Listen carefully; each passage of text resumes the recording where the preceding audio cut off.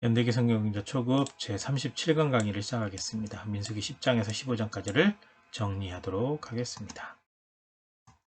10장 내용 보시게 되면 10장의 내용이 5가지로 구성이 되어 있는데 나팔 신호를 해라 라고 말씀하고 있습니다. 은나팔 2개를 만들어서 아론 자손 제사장들에게 불게 해라 영원히. 그리고 전쟁하러 간다면 나팔을 크게 불어라 하나님께서 도우실 것이다. 백성들을 부를 때도 나팔 신호를 어떻게 할 건지 알려주고 있고요. 그 다음에 이제 드디어 출발해가지고 바란광야까지 갔다라고 기록되어 있습니다. 둘째 해, 출애굽하고 난 다음에 둘째 해 2월 20일에 구름이 성막에서 떠올랐어요. 떠올랐다라는 것은 출발하라는 신호죠.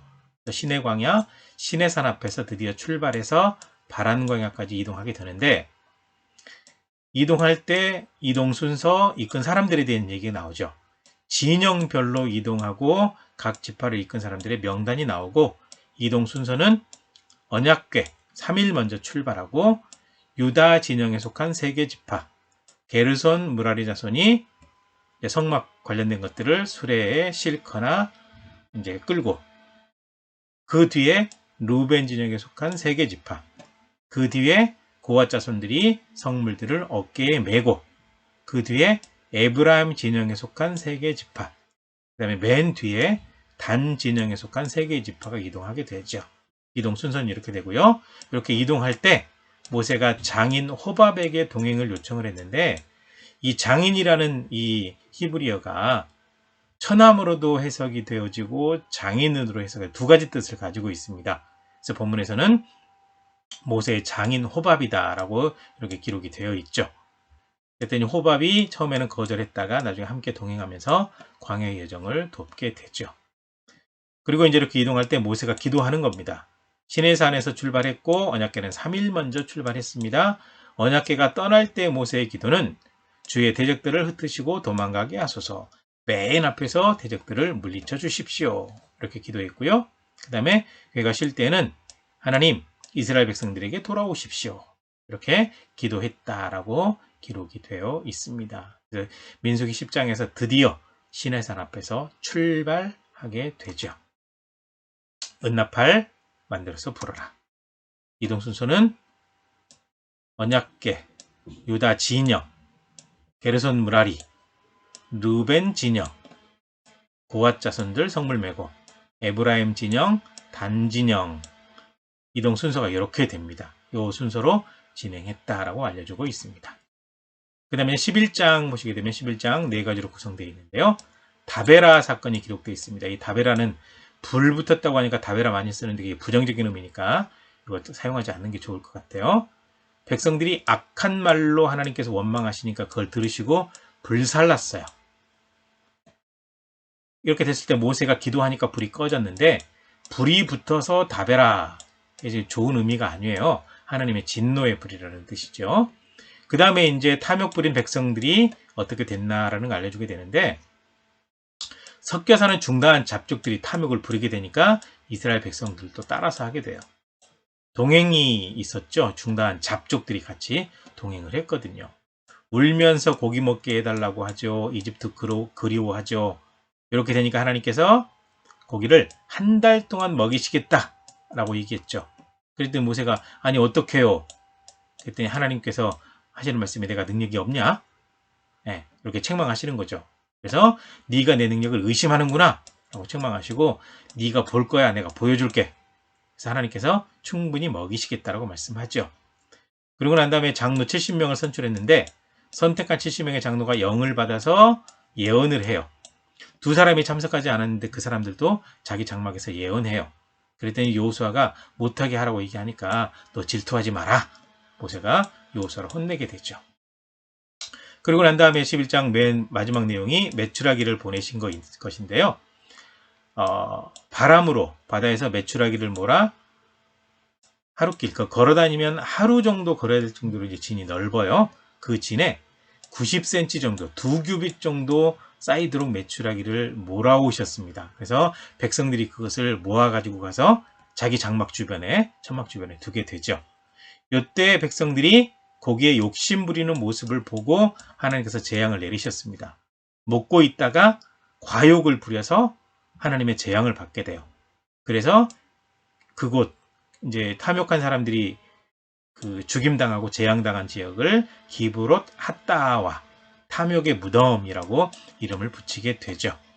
그래서 이제 메추라기 먹다가 하나님의 진노를 사게 돼요. 과욕을 부리고 이게 식탐을 부리다가 이렇게 된 거예요. 그래서 이제 기브롯 핫다와 사건이 있고 거기에서 또 다시 이동을 해서 세롯까지 이동하게 되었다. 이게 이제 11장의 내용이 되겠습니다. 이게 이제 메추라기고 많이 보셨죠? 메추라기 알. 메추라기가 요 메추라기인지 모르는 사람들이 많더라고요. 네. 그 다음에 이제 12장 내용을 보시게 되면 모세를 비방하다가 벌받은 미리암에 대한 얘기가 나오는데요. 모세가 구스 여인을 취하게 되죠. 취했다는 말이 잠자리 했다는 말일 수도 있고 결혼했다는 말일 수 있어요. 그 일 때문에 미리암과 아론이 모세를 비방하죠. 하나님께서 자기 자신들과도 말씀하시는 분이다라고 자만했죠. 하지만 그때도 모세가 참아요. 그래서 모세는 온유함이 부드러운 마음을 가지고 있고 참는 마음이 땅에 있는 모든 사람들보다 크다. 이렇게 얘기를 할 정도로 비방을 들으면서도 참았어요. 지도자 모세가 참았죠. 그랬더니 하나님께서 미리암과 아론을 부르셨습니다. 그리고 하나님의 종 모세를 비방하는 일에 대해서 책망하시죠. 그래서 하나님께서 미리암과 아론에게 진노하셨는데 아론은 제사장의 일을 감당해야 되기 때문에 미리암에게만 나병이 걸리게 돼요. 그래서 이제 그 광경을 보고 아론이 모세에게 가서 잘못을 인정하니까 또 좀 살려달라는 식으로 얘기를 했겠죠. 그랬더니 모세가 하나님 앞에 미리암 고쳐달라고 기도했습니다. 기도했더니 야, 아버지가 아들 얼굴에 침을 뱉어도 7일 동안 부정하지 않냐. 근데 하물며 지도자에게 그랬던 그 일이 있어가지고 부정한데 7일 동안은 근신해야 되지 않겠냐? 그래서 나병에 걸린 미리암을 진영 밖으로 보내서 7일 동안 떠나 있게 하죠. 그리고 7일이 지나니까 미리암의 나병이 낫게 되죠. 그래서 7일 후에 미리암이 돌아오게 되었고 백성들이 이동하게 되죠. 그 전까지는 이동하지 않고 그대로 멈춰 있었죠. 그래서 하세롯을 떠나 바란 광야에 진을 쳤다. 그러면서 여기가 굉장히 중요한 장소다라는 힌트를 주고 있습니다. 12장이 되겠고요. 13장 보시게 되면 13장이 중요한 사건입니다. 정탐꾼을 선발하죠. 가나안 땅을 정탐해야 되니까 각 지파 지휘관 한 사람씩 선택해서 12명의 정탐꾼을 이제 선발을 하죠. 그렇게 해서 모세가 가나안 땅으로 정탐꾼을 보내면서 그 땅이 좋은 땅인지 아닌지 보고하라. 그 사람들의 상황, 그 사람들의 성읍, 이 모든 것을 다 보고 와서 정탐하고 와서 알려줘라. 이 보낸 장소가 바로 바란 광야입니다. 그래서 이 사람들이 가서 40일 동안 정탐을 하죠. 정탐을 하고 이제 과일도 가져오는데 포도송이 하나를 두 사람이 막대에 깨어서 매야 될 정도로 큰 것이었어요. 이렇게 정탐을 마치고 돌아오게 됩니다. 돌아와서 정탐꾼들이 보고하는데 40일 동안 정탐을 마치고 돌아와서 그 땅 거민은 강하고 안악 족속들이 있거든요. 거인들이 있으니까 성은 견고하다. 거인들이 쌓은 성이니까 견고하겠죠. 그래서 이제 두려운 마음을 가지고 있어요. 그때 이제 그 분위기를 금방 눈치챈 갈렙이 그 땅은 능히 얼마든지 이길 수 있다. 하나님께서 함께 하신다라고 백성들에게 얘기를 하죠. 그런데 다른 정탐꾼들은 우리는 절대로 이기지 못합니다. 그들은 거인 족속 네피림들이기 때문에 절대로 못 이깁니다. 그래서 가나안 땅에 정탐꾼을 보내고 정탐을 다녀온 12명의 사람들이 2명과 10명으로 나눠져서 충분히 이긴다 여호수아와 갈렙, 우리는 못 이긴다 나머지 10명.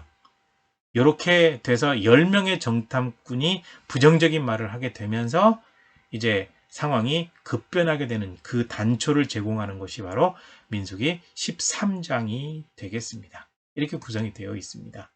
가나안 땅 정탐에서 포도송이 하나를 이렇게 메고 올 정도죠. 그 다음에 이제 14장 보시게 되면 14장에서 13장의 그 정탐꾼의 보고를 듣고 14장에서 백성들이 원망하죠. 하나님을 원망합니다. 이집트로 돌아가겠다고 합니다. 모세를 돌로 치려고 합니다. 이때 이제 하나님께서 백성들을 다 없애버리겠다고 말씀하시니까 모세가 백성들을 위해서 기도해가지고 겨우겨우 하나님의 진멸을 면하게 돼요. 하지만 하나님께 원망했던 것에 대한 벌은 있습니다. 하나님의 벌이 내리는데 너네가 광야에서 죽는다고 했지? 너네가 말한 대로 광야에서 다 죽게 해줄게. 20세 이상인 사람은 광야에서 죽어서 내가 너희 조상들에게 약속하고 너희들에게 약속했던 가나안 땅을 보지도 못하고 들어가지도 못한다. 지금부터 시작해서 40년 동안 광야에서 떠돌아라. 이 가나안 땅 정탐한 기간이 40일인데 하루를 1년으로 해서 20세 이상인 모든 사람들이 다 죽을 때까지 40년 동안 광야에서 떠돌아라 라고 하나님께서 벌을 내리셨습니다. 이렇게 되어서 20세 이상인 사람이 이제 광야에서 죽는데 평균 하루에 100명 이상이 죽어요. 20세 이상인 사람들이 다 죽을 때까지 그 벌을 받게 됩니다. 그래서 하나님께서 그렇게 하시겠다는 얘기를 듣고 나니까 정신이 번쩍 나가지고 가나안 땅 들어갈게요 라고 가요. 그러니까 모세가 가지 마라 그랬습니다. 돕지도 않았습니다. 그래서 가지 말라 그랬는데 말렸는데 백성들이 점령하려고 올라갔다가 가나안 사람들에게 쫓겨가서 죽임당하기도 하고 대패하게 되죠.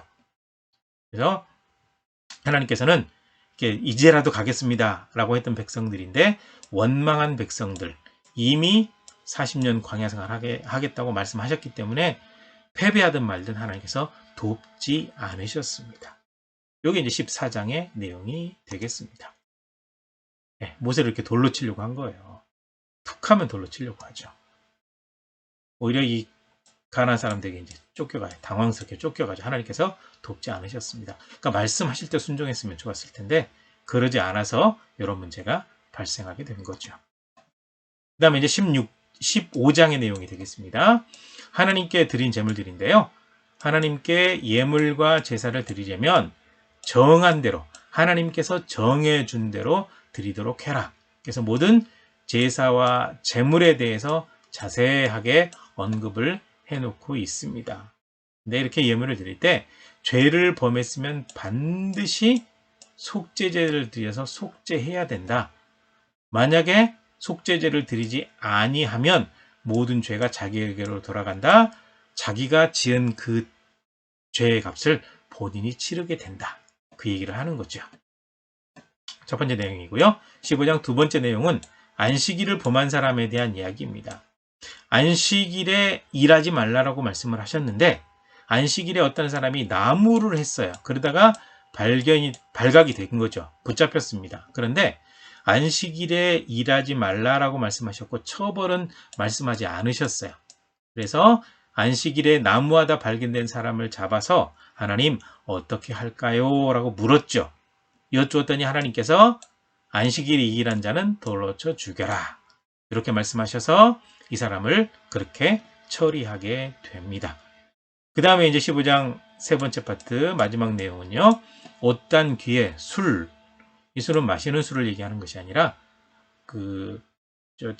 커튼이나 목도리 같은 데 맨 끝에 이렇게 치렁치렁하게 나온 거 있죠. 그게 술이거든요. 그래서 이스라엘 백성들에게 옷단 맨 끝 귀퉁이에다가 이 술을 반드시 달아두어라. 이거는 하나님께서 명령하신 거니까 내가 명령해서 다른 거니까 옷을 입거나 벗을 때 이것을 볼 때마다 나를 기억하고 내 계명을 기억해라. 이렇게 말씀하시거든요. 그러니까 누군가에게 어떤 선물을 받았던 사람은 그걸 사용할 때마다 그 사람이 떠오르잖아요. 바로 그걸 생각하시면 쉬울 겁니다. 그래서 하나님께서 명령하신 대로 옷단 귀에다가 술을 달아서 이것을 볼 때마다 하나님의 계명을 기억하라. 이렇게 말씀하신 겁니다. 그래서 그렇게 실천하라고 얘기를 하고 있습니다. 이게 이제 투석형이 바로 이거죠. 너무 잔인하기 때문에 조금 가벼운 그림을 가져와 봤고요. 네. 이겁니다. 술. 요거를 옷단기에 달아서 이것을 볼 때마다 하나님의 계명을 기억하라. 이렇게 말씀하고 있습니다. 여기까지입니다. 수고하셨습니다.